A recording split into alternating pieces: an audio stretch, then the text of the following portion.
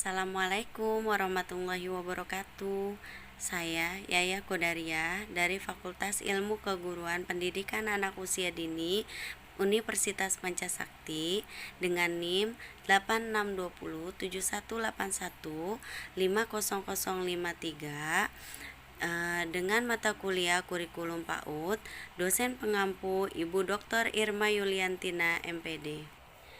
Sejarah kurikulum sudah ada pada zaman Belanda, zaman Jepang, hingga zaman kemerdekaan. Pada zaman Belanda, kurikulum pendidikan prasekolah pada masa itu lebih menekankan penggunaan bermain dan kegiatan yang menyenangkan sebagai media belajar anak. Pendidikan taman kanak-kanak pada zaman Belanda disebut Prabel School. Yang diisi kurikulumnya itu ada 3 pengetahuan, yaitu yang pertama pengetahuan berkebun yang bentuknya seperti memelihara binatang dan juga kegiatan sehari-hari. Yang kedua yaitu pengetahuan matematika yang bentuknya seperti membentuk bangunan yang dari geometri. Dan yang ketiga yaitu pengetahuan dari keindahan yang bentuknya keharmonisan musik dan juga gerakan tubuh. Pada zaman Jepang, pendidikan prasekolah sudah disebut TK, dan pada pendidikan di TK diberikan pembelajaran bernyanyi dan juga bermain. Tokoh pendidikan Ki Hajar Dewantara juga mendirikan taman kanak-kanak yang akhirnya disebut juga dengan nama Taman Indira. Dan pada zaman kemerdekaan, pendidikan TK sudah lebih pesat lagi, yang akhirnya lahir pula Rodotul Atfal yang merupakan bentuk pendidikan pada PAUD dengan khas agama Islam. Pada tahun 1968, kurikulum dikenal sebagai sistem pancawardhana yang meliputi 5 aspek perkembangan, antara lain perkembangan moral, perkembangan kecerdasan, perkembangan emosional, perkembangan kerpigelan, dan perkembangan jasmani.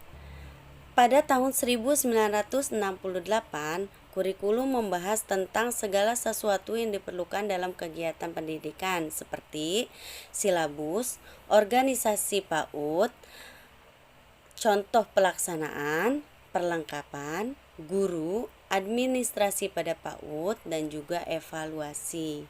Dan sampai tahun 1984, kurikulum tidak banyak berubah.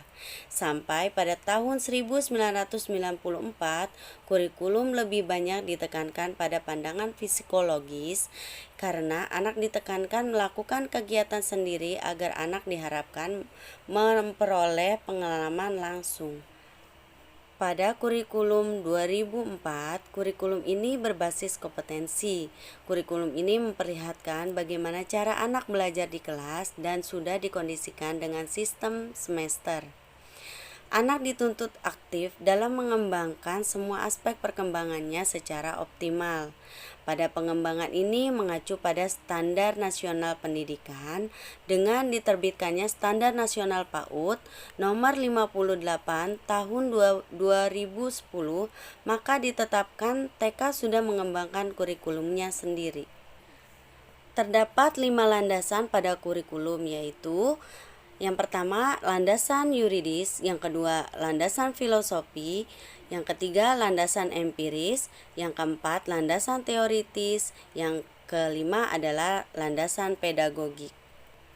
Di dalam landasan yuridis, pada Permendikbud 146 pasal 4 menyatakan bahwa perkembangan anak pada akhir usia 6 tahun yaitu dirumuskan secara terpadu pada 4 kompetensi inti, yaitu 1. Kompetensi inti sikap spiritual, 2. Kompetensi inti sikap sosial, 3. Kompetensi inti pengetahuan, 4. Kompetensi inti keterampilan.